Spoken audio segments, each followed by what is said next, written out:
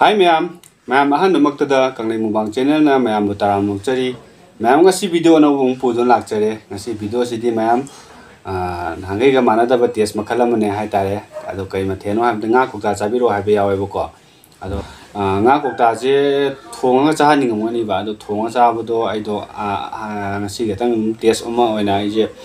nga kukta ahum pujare hai tare nga kukta je 60 pi bu do ahum ne ba ko ado char gam tang yeng ase thong da bi ne ba dai moina adum kan kok kan je lok tho ga dum moina kha thong pa du mo da dum hajin dum char ase ba ko ado kok ta hum sim le re adagi di rum je plapna manga mukti oi ado aina adum ngore hai ta re omelet ke kan mo da do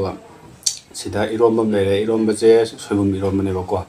ado atopa kaisu ahen bai kaisu yaude cham na ngasi video je de chamna pujar pane yen gai kang kam yaudre sida ising lere sida phalibo mana ji ko ning bugi ai ama khakte hape ko nda chaning bugi hai tare si mangai re mayam mamang gi jolo chip ta nungai ba jolo chip chabiro hai ba sing thu dum cha cha gre ado video si nungai te jo mayam kam hai bi rakte hai thare ne ado nungai hai bu hai bo jam ta hai bi rakta ba ado kaisu kai te mayam gi apa mane ado nungai ram bu su ai nungai ram ta bu su ai ado bo phare ado ngasi ge mu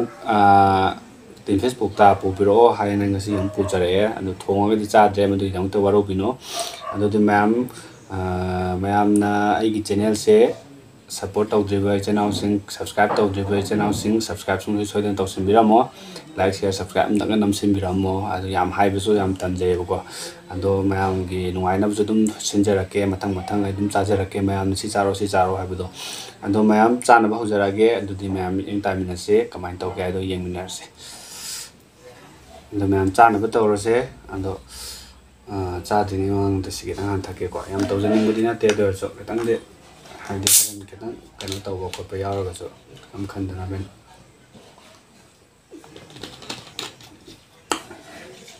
okay silere ado ma'am first batch che omelet ke kang tau sira natraga omelet tau ro ge nga on taro ke ko batch che tang phajaba tang lo ka laga anduga ai tars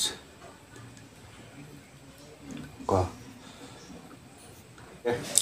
adu di ma'am che ma'am batch che phajaba yam chaw ko nga che pik pade man ba do pajan chaw hai ta re si batch taro ge 1 2 3 हाँ चीज़ मक्खन में ना आज थोड़ा सा आप जो मक्खा हो हमने से जो महा हमने हम ये हमने का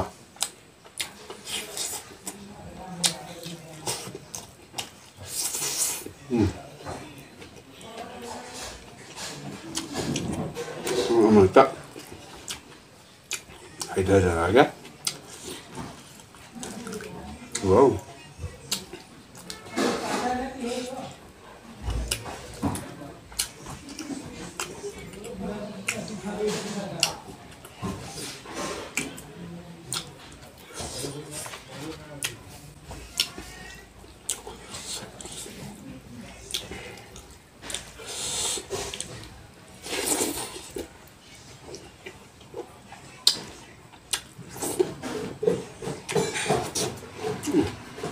hả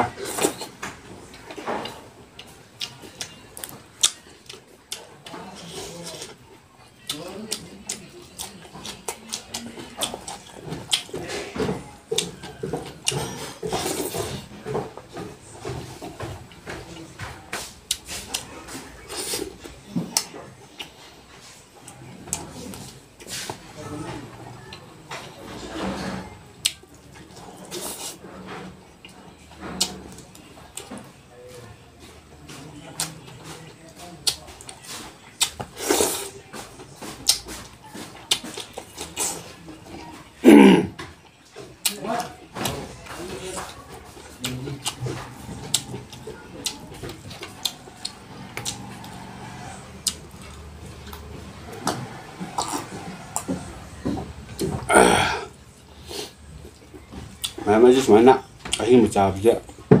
aham bo din ko dia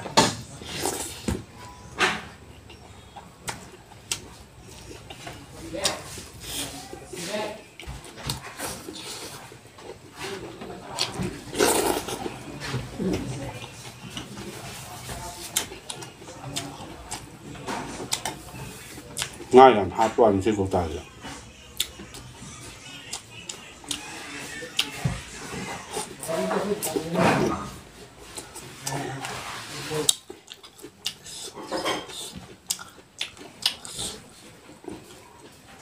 ꯑꯩꯗꯤ ꯌꯥꯝ ꯍꯟꯊꯕ ꯈꯜꯂꯨꯔꯦ ꯌꯥꯝ ꯍꯜꯂꯝꯃꯦ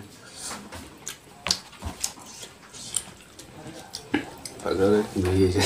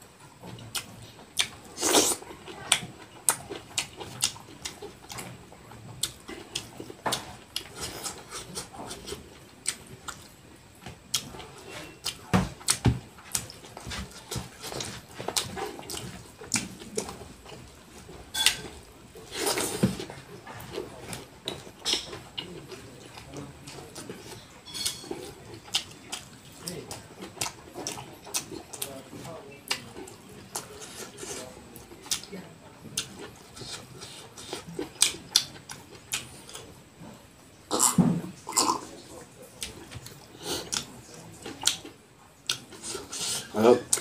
ꯁꯤ ꯉꯥ ꯀꯧꯇꯥꯁꯦ ꯑꯗꯨꯝ ꯆꯥꯕꯗꯤ ꯑꯗꯨꯝ ꯌꯥꯏꯑꯕ ꯑꯗꯨꯒ ꯌꯥꯝ ꯍꯦꯟꯅ ꯀꯥ ꯍꯦꯟꯅ ꯆꯥꯕꯗꯤ ꯉꯝꯃꯣꯏ ꯁꯤꯁꯦ ꯍꯤꯡꯅ ꯆꯥꯕ ꯌꯥꯝ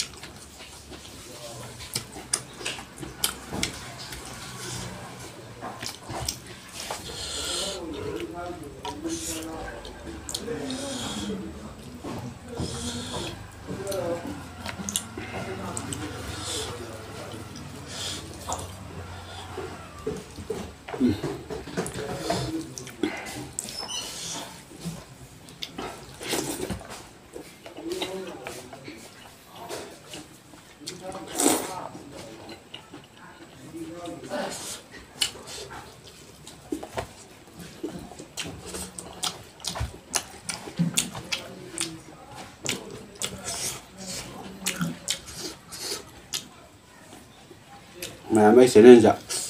ꯁꯞꯄꯣꯔꯠ ꯇꯧꯕ ꯈꯤꯇꯪ ꯋꯥꯠꯄ ꯃꯥꯜꯂꯦ ꯃꯌꯥꯝ ꯚꯤꯗꯤꯑꯣꯁꯦ ꯌꯦꯡꯕ ꯈꯤꯇꯪ ꯋꯥꯠꯂꯦ ꯃꯌꯥꯝ ꯁꯞꯄꯣꯔꯠ ꯇꯧꯕꯤꯌꯣ ꯃꯌꯥꯝꯒꯤ ꯑꯗꯨꯝ ꯄꯦꯟꯅꯕ ꯑꯗꯨꯝ ꯇꯧꯖꯔꯛꯀꯦ ꯆꯥꯡ ꯅꯥꯏꯅ ꯚꯤꯗꯤꯑꯣ ꯅꯝꯖꯔꯛꯀꯦ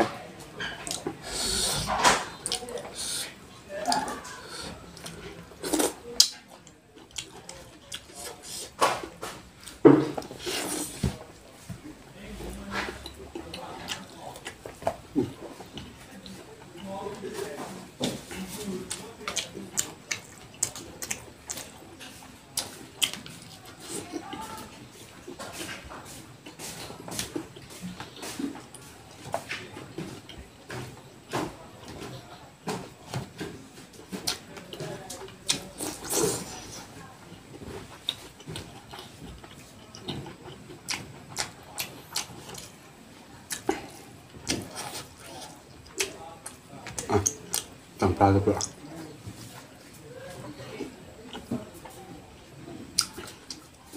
ꯆꯝꯄ꯭ꯔꯥꯁꯦ ꯉꯁꯥꯏꯅ ꯇꯧꯒꯦ ꯇꯧꯕꯅꯤ ꯈꯖꯤꯛ ꯈꯛꯇ ꯅꯤꯡꯁꯤꯡꯉꯦ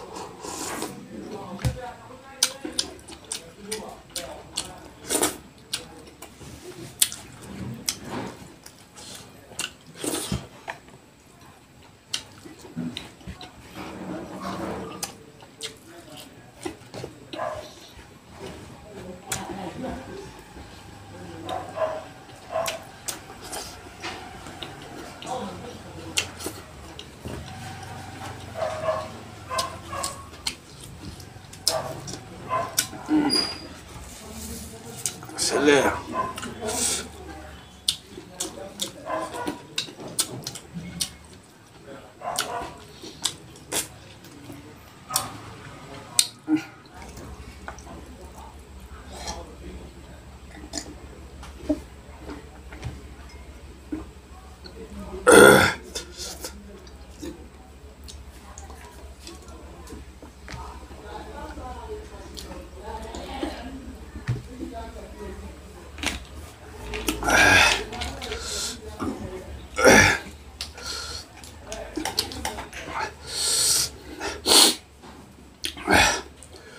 ꯑꯗꯣ ꯃꯌꯥꯝ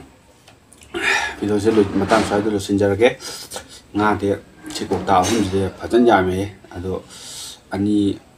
ꯑꯃꯒ ꯇꯪꯈꯥꯏ ꯈꯔ ꯑꯅꯤ ꯃꯌꯥ ꯍꯥꯏꯗꯨꯅꯤꯗ ꯑꯗꯨꯝ ꯈꯤꯇꯪ ꯂꯦꯝꯃꯦ ꯁꯤꯃꯗꯤ ꯄꯨꯔꯥ ꯄꯥꯏꯗ꯭ꯔꯦꯕꯀꯣ ꯉꯥꯕꯨꯗꯤ ꯂꯧꯊꯣꯛꯈ꯭ꯔꯦꯕ ꯑꯃ ꯑꯗꯨ ꯑꯣꯏꯔꯁꯨ ꯁꯤ ꯃꯌꯥꯝꯁꯤ ꯀꯥꯏꯗꯤ ꯆꯥꯕ ꯄꯣꯠꯁꯤ ꯌꯥꯝꯈ꯭ꯔ ꯄꯣꯠꯅꯤ ꯑꯗꯣ ꯃꯌꯥꯝ ꯚꯤꯗꯤꯑꯣꯁꯦ ꯅꯨꯡꯉꯥꯏꯕꯤꯔꯒꯗꯤ ꯂꯥꯏꯛ ꯁꯤꯌꯔ ꯁꯕꯁꯀ꯭ꯔꯥꯏꯕ ꯑꯗꯨꯝ ꯇꯧꯁꯤꯟꯕꯤꯔꯝꯃꯣ ꯑꯗꯣ ꯃꯌꯥꯝ ꯃꯊꯪꯒꯤ ꯚꯤꯗꯤꯑꯣꯗ ꯑꯃꯨꯛ ꯎꯅꯔꯁꯦ ꯃꯌꯥꯝꯅ ꯀꯩꯀꯩ ꯃꯊꯦꯜ ꯆꯥꯍꯟꯅꯤꯡꯒꯦ ꯍꯥꯏꯕꯗꯣ ꯃꯌꯥꯝꯗ ꯍꯥꯏꯕꯤꯔꯛꯑꯣ ꯑꯗꯨꯗꯤ ꯃꯌꯥꯝ ꯉꯁꯤꯒꯤ ꯑꯣꯏꯅ ꯂꯣꯏꯁꯤꯟꯖꯔꯒꯦ ꯃꯇꯥꯡ ꯁ꯭ꯋꯥꯏꯗ ꯕꯥꯏ